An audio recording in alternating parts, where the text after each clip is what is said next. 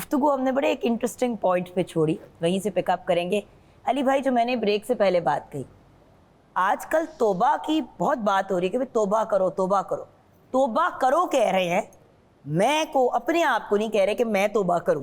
میں علی بھائی کو کہہ رہی ہوں, اللہ علی بھائی پلیز توبہ کریں, آپ استغفار کریں, آپ نے فلاں چیز کی ہے. علامہ صاحب آپ یہ کریں.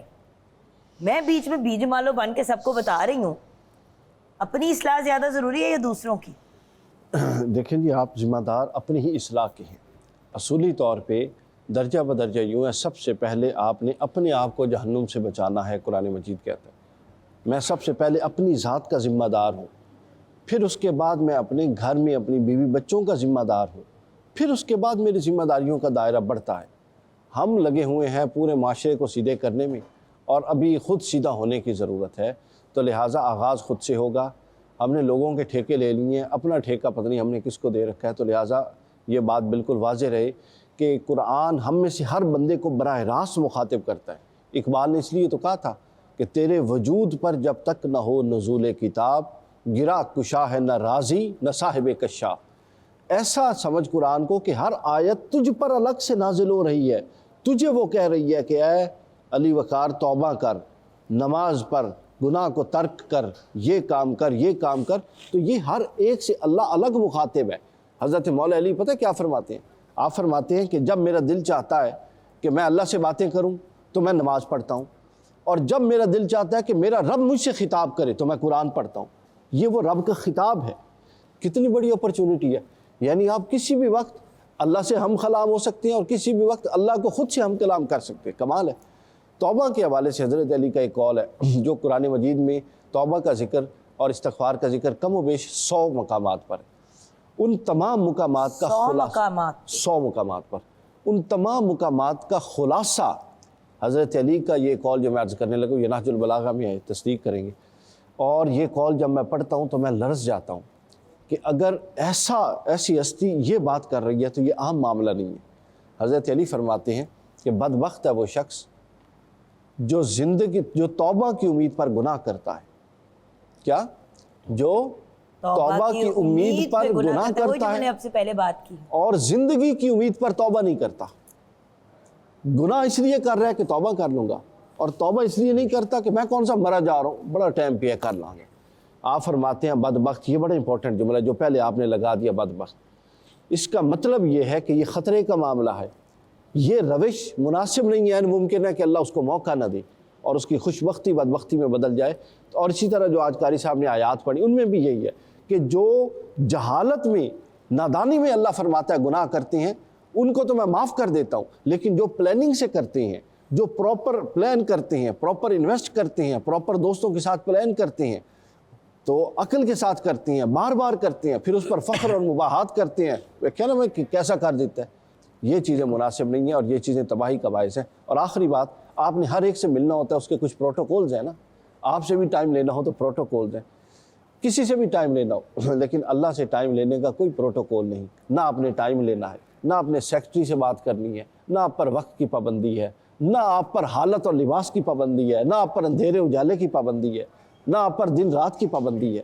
بس آپ نے جانا ہے اور اس کو پکارنا ہے, وہ منتظر بیٹھا ہوا ہے. خیر, ابھی ہماری گفتگو مکمل نہیں ہوئی تو آپ اپنی کنکلوژنز مت سمجھے, ابھی ہم نے مزید اور کرنی ہے. یہ بہت امپورٹنٹ ایلیمنٹ ہے جس پہ ہم ڈسکشن کر رہے ہیں. اور آپ سے آف کورس بھیا یہ ضروری ہے جاننا کہ آف کورس کانورسیشن میں مزید آپ ایڈ بھی کریں, اور رمضان اور توبہ ان کا آپس میں, استغفار کا آپس میں کیا تعلق ہے؟ سب سے پہلے یہ, جیسا کہ ابھی بات ہوئی, اس سلسلہ میں حجت الاسلام حضرت امام غزالی رحمۃ اللہ علیہ آپ یہ فرماتے ہیں کہ توبہ کو مذاق نہ بناؤ. کسی نے یہ پوچھا کہ توبہ مذاق کیسے ہوئی؟ آپ نے یہ فرمایا کہ پہلے تم جس گناہ پر توبہ کرتے ہو ندامت کا احساس ہوتا ہے, پھر وہی کرتے ہو, پھر بڑھتے جاتے ہیں, شیطان کی تم سرکشی, اس کی جو اس کے فرمان بردار بنتے رہتے ہو, تو اس سے بچو, اجتناب کرو, اور پھر تم ایسا بچو کہ وہ توبہ تمہارے لیے نصیحت بن جائے. یا ایھا الذین آمنوا توبوا الی اللہ توبۃ نصوحا, کہ ایمان والو توبہ کرو اللہ کی بارگاہ میں ایسی جو تمہارے لیے نصیحت بن جائے. اور پھر جیسا کہ یہ بات ہوئی کہ سب سے پہلے بندے کو اپنی جو ہے وہ بھی اصلاح کرنی چاہیے, یہ نہ ہو کہ دوسروں کو بندہ نصیحت کرتا رہے. اس سلسلہ میں یہ ہے کہ کردار جو ہوتا ہے بندے کا وہ سب سے بڑا مبلغ ہوتا ہے. بندہ اپنے کردار کو ایز اے رول ماڈل پیش کرے, اور حضور سید عالم صلی اللہ علیہ وسلم نے آپ کو جو 40 برس کے بعد جو نبوت آپ کو عطا ہوئی، اس میں حکمت یہ ہے، رب تعالیٰ کی مشیت یہ تھی کہ اے نبی صلی اللہ علیہ وسلم 40 برس تک آپ نے انہیں قرآن پڑھ کر سنانا نہیں، قرآن بن کر دکھانا ہے، اپنے کردار سے، اپنی گفتار سے، اپنے اسوہ جمیل سے۔ اور پھر آج ہماری حالت یہ ہے، ہم لوگوں کو تو بڑی نصیحتیں کرتے ہیں اور بڑا فہم و فراست کی اور بڑی تبلیغیں کرتے ہیں، ہماری حالت جس کے لیے علامہ اقبال نے کہا کہ اقبال بڑا اپدیشک ہے، من باتوں سے موہ لیتا ہے، گفتار کا غازی بن تو گیا، کردار کا غازی بن نہ سکا۔ اپدیش کہتے ہیں واضح و نصیحت کرنے والا، اپنے آپ کو مخاطب کرتے ہوئے کہتے ہیں یہ بڑا من جو ہے وہ باتوں سے موہ لیتا ہے، لیکن صرف باتوں کی حد تک، اپنے کردار کو ٹھیک نہیں کر سکا۔ اور پھر ایک مقام پر آپ یہ کہتے ہیں گر نداری از محمد رنگو بو، بر زبان خود میں اعلیٰ نامے ہو۔ اے انسان، اگر تو اپنے اندر اپنے نبی کے سیرت اور کردار کی خوشبو نہیں پاتا تو ان کا امتی بھی نہ کہلوا، اور ان کا پاک نام اپنی ناپاک زبان پر لانے کی جسارت بھی نہ کر اگر تو آپ کی سیرت پر عمل نہیں کرتا۔ اور جیسا آپ نے ذکر کیا کہ رمضان المبارک اور توبہ کا جو آپس میں تعلق ہے، وہ میں یہ عرض کروں گا کہ حدیث پاک میں ارشاد ہوتا ہے اولہ رحمت ووسطہ مغفرۃ وآخر عتق من النار، پہلا حصہ رحمت، دوسرا مغفرت، تیسرا نار جہنم سے رہائی کا۔ تو یہ پورے کا پورا رمضان، حضرت عمر فاروق رضی اللہ تعالیٰ عنہ آپ یہ فرمایا کرتے تھے کہ رمضان المبارک کو خوش آمدید ہے، ہم مبارکباد پیش کرتے ہیں کہ یہ ہمیں پاک کرنے والا ہے، توبہ کا پیغام دیتا ہے اور اپنے کردار کو صاف کرنے کا درس دیتا ہے۔ کیا بات ہے، یہاں پہ ہم بریک کی طرف بڑھیں گے۔ ابھی میں اپنے بھائیوں کو نہیں جانے دوں گی، کیونکہ ایک اور میں آپ لوگوں سے ایک فائنل کلوزنگ ضرور لینا چاہتی ہوں، آپ کی فائنل سٹیٹمنٹس، تاکہ ہماری گفتگو اچھے سے سمٹ جائے۔ حضرت علی علیہ الصلاۃ والسلام کے ارشاد گرامی ہے کہ اپنے اپنے گناہوں کی بدبو کو استغفار سے، عطر سے خوشبو دو۔ اور پھر حضرت علی علیہ الصلاۃ والسلام کے پاس ایک شخص آیا اور اس نے کہا کہ مولا کوئی مجھے ایسا عمل بتائیں کہ میری پوری کی پوری قوم جو ہے وہ تباہ و بربادی کی طرف جا رہی ہے۔ امام علیہ السلام نے ارشاد فرمایا کہ ان کو کہو کہ کثرت سے استغفار کریں۔ دوسرا شخص آیا، اس نے کہا جی اولاد نرینہ نہیں ہے، کوئی عمل بتائیں۔ امام نے ارشاد فرمایا کہ استغفار پڑھو۔ تیسرا شخص آیا، اس نے کہا کہ عرصہ دراز سے مریض ہوں، شفا نہیں مل رہی۔ امام نے ارشاد فرمایا کہ تم بھی استغفار کرو۔ ایک چوتھا شخص آیا، اس نے کہا کہ غربت ہے، مال و دولت کی کمی ہے۔ امام نے فرمایا استغفار کرو۔ جب وہ چاروں شخص چلے گئے تو صحابہ کرام نے عرض کیا کہ مولا ہر بندے کا سوال الگ تھا، جواب آپ نے ایک دیا۔ امام ارشاد فرماتے ہیں تو نے قرآن مجید کی اس آیت کو نہیں پڑھا، استغفروا ربکم انہ کان غفارا، کہ تم اللہ سے استغفار کرو، اس کو غفار پاؤ گے۔ نعمت بھی اللہ کی طرف سے، اولاد بھی نعمت ہے، صحت بھی نعمت ہے، مال و دولت بھی نعمت ہے، رزق بھی نعمت ہے، تو یقیناً جب استغفار کرے گا تو خداوند متعال نعمتوں کا نزول شروع کر دے گا۔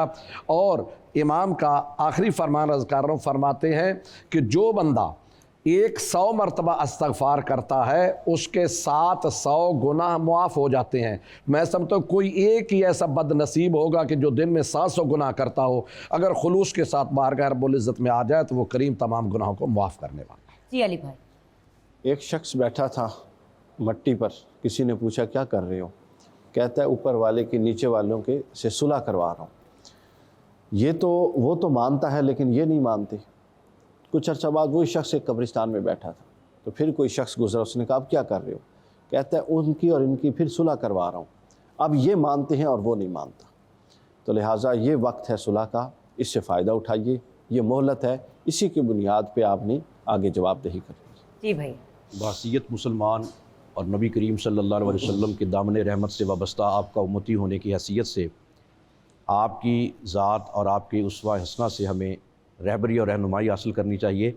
آپ محبوب رب العالمین اتنے اعلیٰ مقام پر فائز ہونے کے باوجود، آپ ایک روایت آتی ہے کہ دن میں 70 مرتبہ، ایک آتی ہے 100 مرتبہ، اور پھر ایک آتی ہے 100 سے بھی زیادہ مرتبہ استغفار طلب کرتے تھے، اللہ رب العزت کی بارگاہ میں گڑ گڑاتے تھے، خشوع و خضوع پیش کرتے تھے۔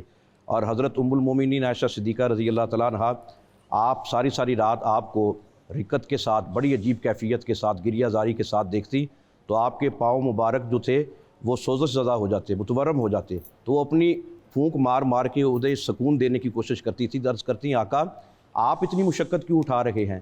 تو نبی کریم صلی اللہ علیہ وسلم نے یہ فرمایا عائشہ کیا میں اپنے رب کا شکر گزار بندہ نہ بنوں؟ آج ہر بندے کو انفرادی طور پر ہر بندہ جانتا ہے، اور ضمیر سب سے بڑی عدالت ہے، ہر بندہ خود اپنا محتسب ہے، وہ اپنا یہ محاسبہ کرے انفرادی طور پر، اجتماعی طور پر جو ہمارے حالات ہیں، توبہ استغفار کی بہت زیادہ ضرورت ہے، کثرت کے ساتھ اللہ رب العزت کی بارگاہ میں رجوع کیا جائے، اور حقیقی معنوں میں اپنا حق بندگی جو ہے وہ پوری طرح سے ادا کرنے کی کوشش کی جائے۔